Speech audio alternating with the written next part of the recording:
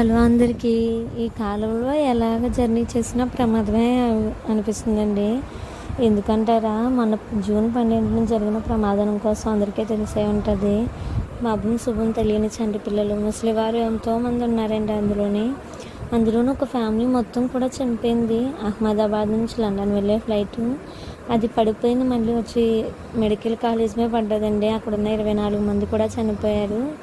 265 మంది ప్రాణాలు అయితే పోయాయండి.